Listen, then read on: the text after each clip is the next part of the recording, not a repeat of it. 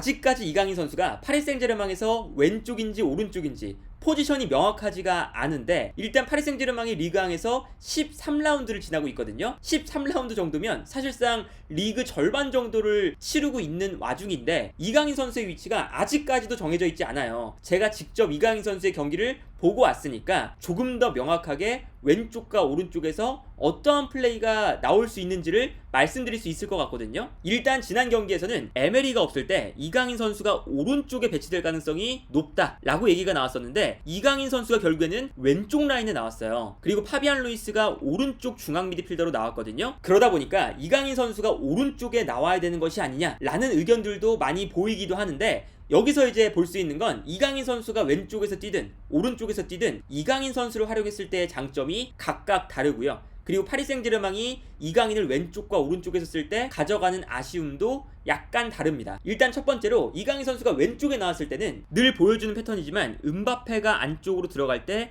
이강인 선수가 왼쪽으로 돌아 나오면서 이강인과 음바페 이 두 명의 선수의 연계 플레이가 이루어지기 시작하죠. 그래서 제가 직관을 갔을 때 라이브로 보여드리기도 했는데, 경기 시작 전에 이강인과 음바페가 왼쪽 라인에 서서 두 선수가 패스를 계속 주고받는 걸 볼 수가 있어요. 그리고 여기서의 특징이 뭐냐면, 아무래도 박스 안에 있는 선수가 무하니 혹은 하무스, 이 두 선수가 마요르카에서 무리키처럼 제공권에 압도적인 강점이 있는 선수들이 아니기 때문에 이강인과 음바페가 왼쪽 측면에서 볼을 주고받다가 이강인 선수가 왼쪽 측면으로 나가는 순간 크로스가 높게 올라오는 것이 아니라 컵백의 형태로 올라올 때가 많습니다. 특히나 음바페가 왼쪽에서 뛰다가 가운데로 들어가면서 수비수들을 끌고 들어갈 때 이강인 선수가 왼쪽으로 돌아뛰는 거잖아요. 그런데 이때 이강인을 향해 수비수가 끌려 나오는 순간 이 수비 라인 사이로 음바페가 가운데로 들어와주고, 여기서 이강인 선수가 음바페와 2대1 패스를 주고받으면서 자연스럽게 측면 공간을 무너뜨리는 장면들이 자주 나와요. 그리고 상황에 따라서는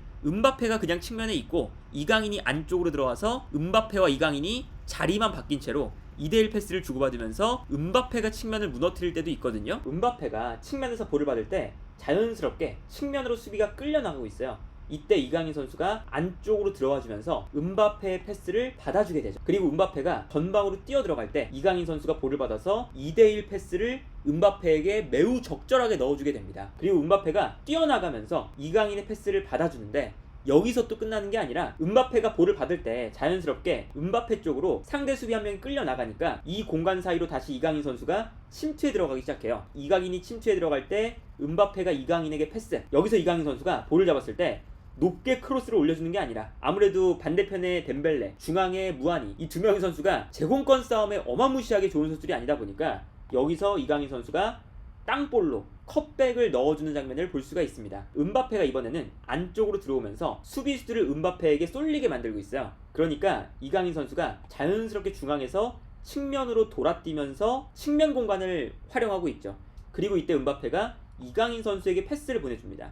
여기서 이강인 선수가 음바페의 패스를 받았을 때 당연하게도 상대 수비가 이번에는 이강인에게 쏠리고 있는데, 그때 음바페가 이 뒷공간으로 뛰어들어가기 시작하고, 뛰어들어가는 음바페에게 이강인이 아주 좋은 패스를 찔러주면서 이 공간을 또 무너뜨리거든요.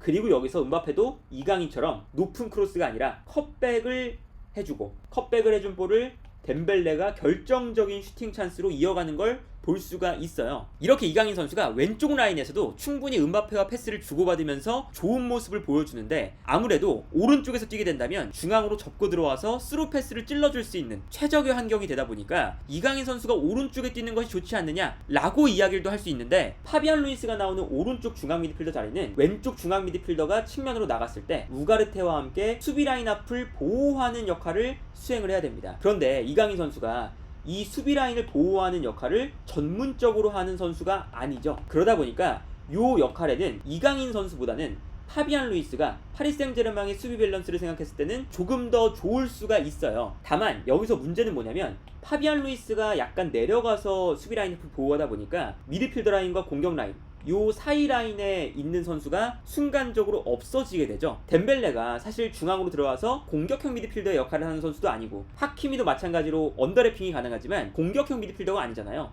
음바페도 마찬가지고 무하니도 마찬가지입니다. 그래서 이강인 선수가 약간 안쪽으로 들어가서 플레이할 때 여기서 또다시 문제가 나오는 건 왼쪽 라인의 공간에 아무 선수도 없다는 거죠. 그러니까 기본적으로는 이강인 선수를 왼쪽에 배치했을 때 왼쪽 중앙 미드필더가 측면 끝에 배치가 되는 건 상대 수비를 좌우 측면으로 분산시키고 이 공간을 활용하기 위함이거든요. 그런데 이강인 선수가 공격에 연결고리가 없다고 해서 안쪽으로 들어가 버리면 수비도 같이 안쪽으로 끌려 들어가면서 수비 라인의 공간이 더욱더 좁아지고 파리 생제르맹의 수비 라인을 공략하기가 어려워지겠죠. 그러다 보니까 이강인 선수가 왼쪽에 나오면 측면에 배치가 되기 때문에 자연스럽게 파리 생제르맹 입장에서는 이 중앙 라인의 공격의 연결고리가 없어지는 문제점이 있어요. 지난 경기에서도 결국에는 공격이 안 풀리니까 파비안 루이스를 왼쪽 중앙 미드필더, 이강인을 오른쪽 중앙 미드필더에 배치를 했었죠. 파비안 루이스가 왼쪽, 덴벨레가 오른쪽을 사용하면서 수비를 끌어당기고, 이때 이강인 선수가 오른쪽에서 안쪽으로 볼을 몰고 들어오면서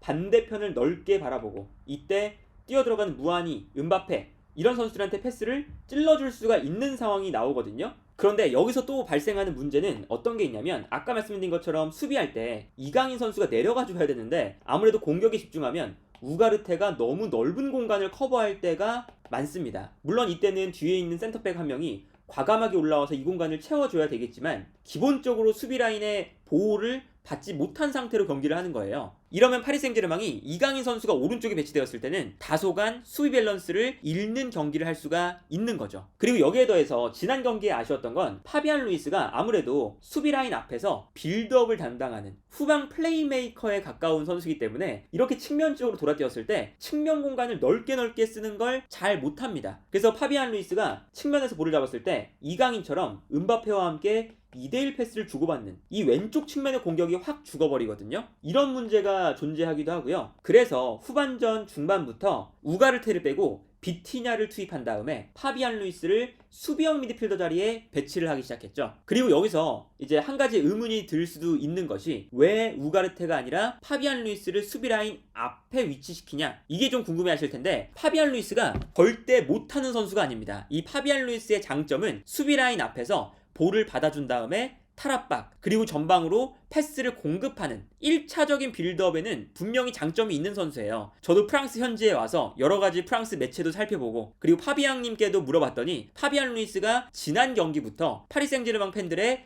찬사를 받고 있다 라는 이야기를 하거든요. 그래서 만약에 우가르테가 수비라인 앞에 혼자 위치한다면 우가르테로부터 시작하는 아주 좋지 않은 빌드업 때문에 이강인이라던가 음바페라던가 이런 선수들이 내려와서 볼을 받아야 되는 상황이 나오게 되는 거죠. 그래서 파비안 루이스도 분명하게 필요한 선수예요. 그래서 지난 경기의 플레이를 살펴보면 비티냐가 왼쪽 측면에 있고 덴벨레가 오른쪽 측면, 이강인이 한 칸 올라가고 하키미도 올라오면서 리카 헤란데스가 살짝 안쪽으로 들어와 주죠. 이렇게 되면 이 파비안 루이스가 수행하는 역할은 뭐냐면 중심 지역에서 왼쪽과 오른쪽으로 패스를 뿌려주는 거거든요. 근데 이 볼 순환 작업을 지금 파비안 루이스가 파리 생제르맹에서는 가장 간결하고 빠르게 해주고, 이렇게 좌우 측면을 흔들어 놓을 수 있어야 수비가 좌우로 흔들리면서 중앙 지역에 공간이 나고, 이때 이강인이 볼을 받게 되면 여기서 공간으로 찔러줄 수 있는 찬스가 나오는 거거든요. 그래서 파비안 루이스가 지난 경기에서 우가르테가 빠지고 수비형 미드필더 자리에 공격적인 경기를 할 때 배치가 되었던 건데, 여기서 문제는 또 뭐였냐? 비티냐가 오른발을 쓰기 때문에 이강인 대신에 왼쪽으로 비티냐가 나오면 비티냐가 안쪽으로 접고 들어올 때가 많아요. 이강인처럼 측면 지역에서의 2대1 패스가 아니라 음바페에게 패스를 보내주고 본인이 안쪽으로 들어오면서 안쪽에서 2대1 패스가 이루어질 때가 많습니다. 그런데 이렇게 되면 당연하게도 수비수들은 비티냐를 따라서 중앙 지역으로 밀집하게 되고요. 그러면 자연스럽게 상대 수비를 좌우로 흔들지 못하면서 수비 라인의 공간이 부족하게 되는 거죠. 그래서 지난 경기에서 이강인 선수가 볼을 잡았을 때 수비 라인에 공간이 없으니까 안쪽에 있는 무안이나 음바페 이 선수들한테 패스를 줘야겠는데 공간이 없어서 무리하게 찔러주는 패스를 하다가 여기서 턴오버가 나오고 볼을 빼앗기면서 역습을 허용하는 장면이 몇 차례 나왔었죠. 엘리케 감독이 마지막에는 어떻게 했냐면 바르콜라를 수비수 한 명을 빼고 투입을 해서 왼쪽 측면에 배치를 합니다. 그래서 자연스럽게 리카란데스와 슈크리나르, 그리고 왼쪽에 바르콜라, 오른쪽에 덴벨레, 이렇게 좌우 측면을 넓게 흔들 수 있는 선수를 2명 꼭 배치를 하게 돼요. 바르콜라가 지난 경기에서 못했지만 나와야 되는 이유가 분명히 존재를 했었거든요. 그러니까 이강인 선수가 이 바르콜라가 들어온 다음에는 조금 더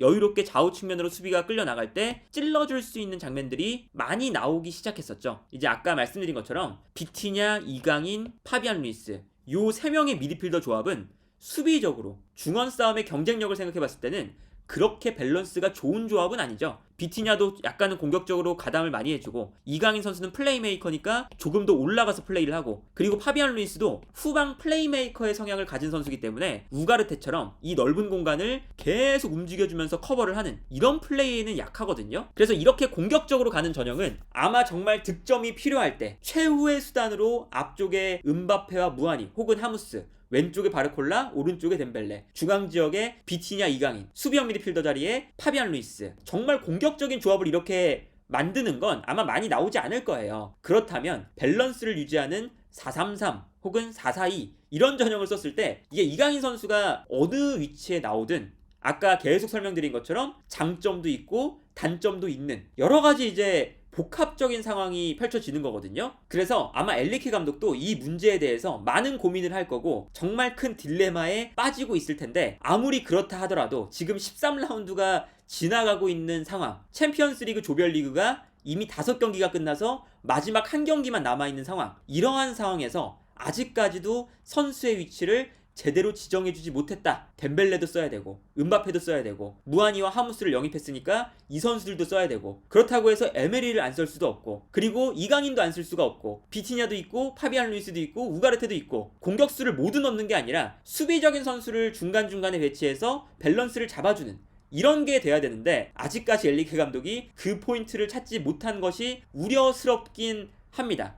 다만 이강인 선수가 아까 계속 말씀드린 것처럼 왼쪽에 나왔을 때의 장점, 오른쪽에 나왔을 때의 장점, 어떤 위치에서 뛰든 본인의 역할과 장점은 보여주고 있거든요. 그러다 보니까 이강인 선수가 지금 위치가 정해져 있진 않지만 어떤 위치든 이번 시즌 꾸준하게 출전 시간을 확보할 가능성은 크지 않을까라는 생각이 들고요. 그리고 현지에서 봤을 때는 뭐 지난 시즌 마요르카 경기도 제가 직관을 하긴 했지만 이강인 선수가 볼을 받았을 때 이제 다른 선수들과 달리 다른 플레이를 보여줄 것이다 라는 기대감이 확실하게 존재를 해요. 직관을 가면 정말 그 느낌이 딱 들거든요. 그리고 이번 파리 생제르맹과 뉴캐슬 전에서도 이강인 선수의 발끝에서 창의적인 플레이가 유일하게 나오기 시작합니다. 그래서 이강인 선수의 뭐 출전 시간이라던가 아니면 파리 생제르맹에서의 커리어, 이런 것들은 사실 걱정할 필요는 없고, 이강인 선수가 어떤 위치에서 어떤 플레이를 보여주는 선수로 성장을 할지 이런 것들을 우리가 즐겁게 지켜보면 좋지 않을까 하네요.